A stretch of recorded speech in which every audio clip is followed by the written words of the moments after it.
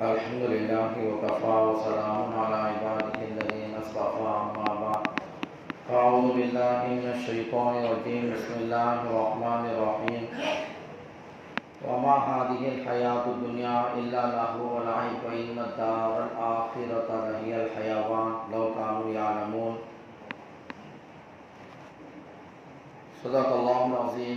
محترم بزرگوں، دوستوں، اس دنیا میں سب سے پہلے انسان جو حضرت آدم علیہ السلام آئے، بڑے استقبال ان کا ہوا۔ ان کی پیدائش پر ان کے جسم میں جب اللہ نے اپنا حکم روح کو ڈالا اور جب وہ دیکھتے ہنستے کھیلتے کہ انسان بن گئے تو فرشتوں نے ان کو سجدہ کیا، ان کا استقبال ہوا۔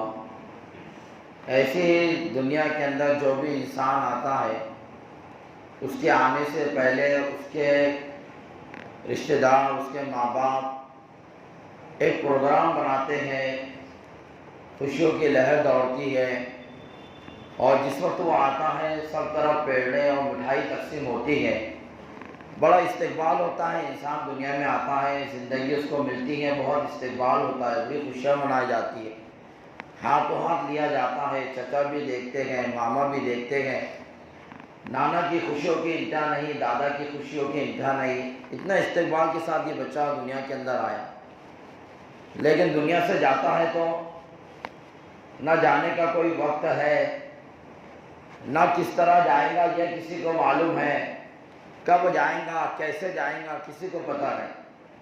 کوئی کٹ کر جا رہا ہے، کوئی جل کر جا رہا ہے، کوئی ایکسیڈنٹ کی نظر جا رہا، کوئی خودکشی کی نظر جا رہا ہے، کسی کو ہارٹ اٹیک ہے، کسی کی نس پھٹ رہی ہے، کسی کو کینسر ہے، کوئی بستر پر ہے، کوئی دواخانوں میں ہے۔ طرح طرح سے موت ہم لوگ دن بدن روز بروز موت کو دیکھ رہے ہیں۔ پہلے موبائل کا زمانہ نہیں تھا، ٹیلی ویژن کا زمانہ نہیں تھا، تو موت صرف گاؤں میں دیکھنے کو ملتی تھی، ایک آدمی مرتا تھا، مہینے دو مہینے میں اس کو دیکھنے کو ملتا تھا، لوگ عبرت حاصل کرتے تھے۔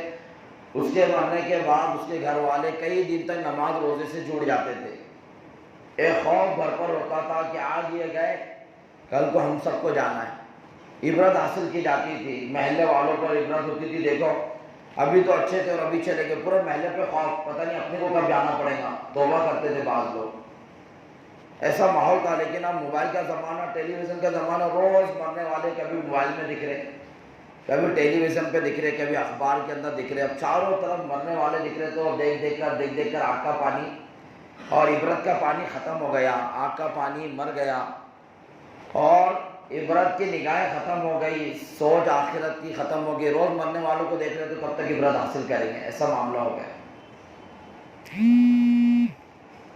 تو دنیا کے اندر انسان آتا ہے بڑے استقبال کے ساتھ، ترتیب کے ساتھ، اور دنیا سے انسان جاتا ہے تو اس حالت میں دنیا سے جاتا ہے کہ اس کو خود کو پتہ نہیں کہ اب میرا جانے کا وقت آ گیا ہے، اور دیکھنے والے، ملاقات کرنے والے کو پتہ نہیں کہ جس سے ہم اب ملاقات کر رہے ہیں کل کو اس کو دیکھنے ملتا نہیں ملتا، آج جس سے ہنسی مذاق ہو رہی کل کو اس کے ساتھ بات چیت کرنے کا موقع ملتا نہیں ملتا، کسی کو پتہ۔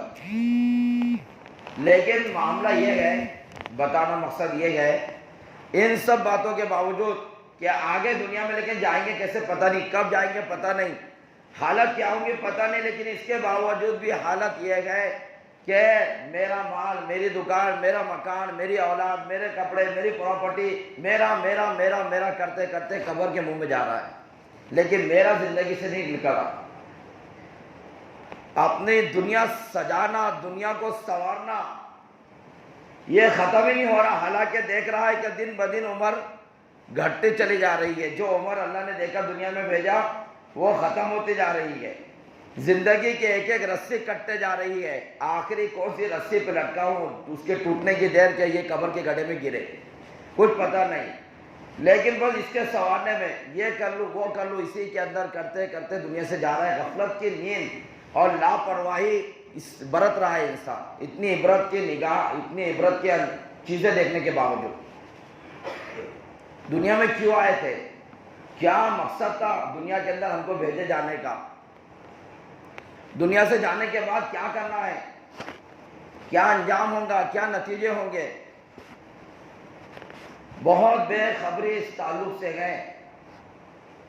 اگر تھوڑی بھی عبرت لے لے آدمی تو اذان کے بعد کبھی مسجد کے باہر نہ رہے، کبھی بستر پر مٹی نہیں نہ سوئے اللہ کے حکم کو توڑ کر اور نبی کے طریقے کو چھوڑ کر، کبھی بستر پر مٹی نہیں نہ سوئے۔ اپنی ذمہ داری کا احساس زندگیوں سے نکل گیا، اپنے دنیا میں آنے کا مقصد زندگی سے نکل گیا۔ ہر وقت خوف ہے مال کے گھٹنے کا، مال کے کم ہونے کا، دھندے پانی کے ختم ہونے کا خوف لگا ہے، لیکن دنیا کی زندگی جو ختم ہو رہی اس کا کوئی خوف نہیں باقی ہے کہ یہ زندگی ختم ہو رہی، کیا ہوگا میرا انجام۔ دنیا کے اندر بہت آئے اور سب کو دنیا سے جانا ہے، لیکن اصل انسان وہ ہے جو اپنی زندگی مثالی بنائے، ایسی پیاری زندگی گزارے کہ دنیا سے یہ راحت کے ساتھ چلے جائے، لیکن اس کے جانے کے بعد لوگوں کو افسوس ہو۔ ہمارے درمیان سے کوئی ایسی چیز گئی ہے جس کی خلا کو پور نہیں کیا جا سکتا۔ ایسی مثالی زندگی ہر انسان اپنی بنا سکتا ہے۔ ہر انسان، دیکھو مالدار بننا مشکل ہے، بڑی بڑی پراپرٹی مشکل ہے، لیکن اللہ والا بننا مشکل ہی نہیں ہے۔ ایک لنگڑا آدمی بھی اللہ والا بن سکتا ہے، ایک عام انسان بھی اللہ والا بن سکتا ہے، جسے کچھ نہیں آتا، جسے کچھ پتہ نہیں، جسے عقل بھی کم ہے، جس کو دنیا گنتی نہیں، وہ بھی اللہ والا بن سکتا ہے۔ اتنا آسان معاملہ ہے۔ جنت ہر کوئی کسی بھی وقت جنت کو حاصل کر سکتا ہے۔ دنیا کسی بھی وقت حاصل نہیں کی جا سکتی، دنیا کی ہر خواہش پوری، دنیا میں ہر خواہش پوری نہیں کی جا سکتی، لیکن اس دنیا میں رہتے ہوئے دنیا سے بڑی آخرت کو خریدا جا سکتا ہے، دنیا سے بڑی جنت کو ہم پا سکتے ہیں۔ دنیا میں مالدار سے رشتہ جوڑنا مشکل ہو جاتا ہے، کسی عہدے والے ایم ایل اے خاصدار آمدار سے رشتہ جوڑنا مشکل ہے، لیکن اس کائنات کے مالک بادشاہ سے رشتہ جوڑنا مشکل نہیں ہے۔ اللہ سے رشتہ جوڑنا بہت آسان ہے، سب سے آسان ہے اللہ سے رشتہ جوڑنا۔ 10 بار اس سے رشتہ توڑو پھر جاؤ، کبھی یہ نہیں کہیں گا کہ 10 بار رشتہ توڑ کر آ رہا، اب کیا آ رہا میرے پاس، کس منہ سے آ رہا، کبھی جواب نہیں ملے گا، کسی بھی وقت چلے جاؤ۔ اللہ تبارک و تعالی حدیث قدسی میں فرماتے بندے گناہ کرتے کرتے توبہ کرتے کرتے تو تھکے گا، لیکن میرے عزت و جلال کی قسم تجھے معاف کرتے کرتے میں کبھی نہیں تھکوں گا۔ تو توبہ کرتے کرتے تھکے گا، کب تک توبہ کروں، لیکن میں معاف کرتے کرتے نہیں کبھی تھکوں گا۔ سمندر کی جھاگ کے برابر گناہ لے کر آ، بچپنے سے بڑھاپے کے آخری سانس تک گناہ لے کر آ، اور بڑھاپے میں ایک مرتبہ توبہ کر لے، تجھے پوری زندگی کے گناہ معاف کر دوں گا۔ تو زندگی مثالی بنائے، اپنی ایک پیاری زندگی گزارے، خندہ پیشانی، میل ملاپ، محبت، تواضع، عاجزی، انکساری، ایسی زندگی گزارے کہ جانے کے بعد ہر ایک کو افسوس ہو کیسا انسان ہمارے درمیان سے چلا گیا۔ ایک مثالی زندگی ہر انسان کی ہونی چاہیے تاکہ دوسرے انسان ان سے زندگی کو بدلے۔ دیکھو باتوں سے بات وجود میں آتی ہے، لیکن زندگیوں سے زندگیاں وجود میں آتی ہیں۔ مثالی زندگی سے مثال دنیا میں قائم ہوتی ہے، لوگوں کے لیے نمونہ قائم ہوتا ہے۔ اس لیے اللہ تبارک تعالیٰ نے فرشتوں کو نازل نہیں کیا، 4 کتابیں نازل کی، لیکن زندگیاں کتنی نازل کی؟ 1.25 لاکھ زندگیاں نازل کی۔ زندگیوں سے زندگی بدلتی ہے۔ اچھی زندگی گزاریں گے، لوگ دیکھ کر اچھی زندگی گزارنے والے بنیں گے۔ زندگی خراب ہوں گی، لوگ بدزن ہوتے جائیں گے، دین سے دور ہوتے جائیں گے۔ انسان کا سب سے بڑی خوبی انسان کی تواضع ہے، سب سے بڑی خوبی۔ اس تواضع کے آنے کے بعد ہر خوبی آ جاتی ہے، اور انسان کا سب سے بڑا عیب تکبر ہے۔ اس کے آنے کے بعد ہر عیب انسان کی زندگی میں آ جاتے ہیں، اور 99 95 90% انسانوں کی زندگی میں تکبر ہوتا ہے، لیکن وہ سمجھتا کہ نہیں میرے اندر تکبر نہیں ہے۔ کبھی فقیر سمجھتا میں تو فقیر ہے، وہ سمجھتا میرے اندر تکبر نہیں ہے، لیکن فقیر میں بھی تکبر ہوتا ہے۔ تکبر انسان کو اپنی زندگی سے نکالنا چاہیے، تکبر کو انسان اپنی زندگی سے نکالے۔ علم والے میں بھی تکبر ہوتا ہے، اور بغیر علم والے میں بھی تکبر ہوتا ہے، مالدار میں بھی تکبر ہوتا ہے، غریب میں بھی ہوتا ہے۔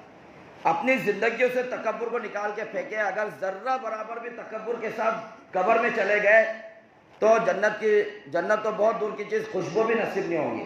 تکبر اللہ کی چادر ہے، اس کو ہاتھ بھی کوئی لگائے اللہ کو گوارا نہیں، چہ جائے کہ اس کو کوئی پکڑ لے تکبر کو۔ تکبر نے بڑے بڑے لوگوں کو زمین کے ذلیل کر دیا، زمین میں ڈھسا دیا۔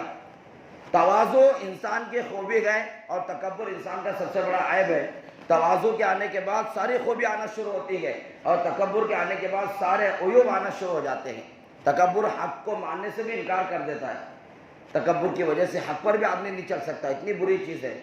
تو اپنی زندگی کو مثالی زندگی بنائیں، اچھی زندگی گزارے۔ ہر ایک کے مقدر میں صرف 2 گز زمین آنے والی ہے، ہر ایک کے مقدر میں، کتنا بھی زمینوں پہ زمینیں خریدتے جائیں اور پلاٹوں پہ پلاٹیں خریدتے جائیں، لیکن یہ یاد رکھنا کہ آخر میں ہاتھ میں آنے والی چیز صرف 2 گز زمین کا ٹکڑا ہے۔ اور 2 گز زمین کے ٹکڑے کی محنت ضروری ہے۔ اس کے بعد عالم برزخ، عالم آخرت کا معاملہ ہے، حشر کے میدان کا ہے۔ اس لیے دنیا کے مسئلوں میں جتنے ہم پریشان ہوتے ہیں اس سے کئی زیادہ اپنے قبر کے مسئلوں میں پریشان ہونا چاہیے۔ حضرات صحابہ قبر کے مسئلے میں پریشان تھے، دنیا ان کے قدموں میں تھی، اور ہم دنیا کے مسئلوں میں پریشان ہیں۔ قبر ہماری کتنی خراب ہے ہم خود جانتے ہیں۔ اپنی قبروں کو ہم لوگ سنواریں، اپنی قبروں کو روشن کریں، جنت کی کھڑکیاں کھلوانے کی اس میں فکریں کریں۔ اللہ تبارک و تعالیٰ کے عمل توفیق عطا فرمائے۔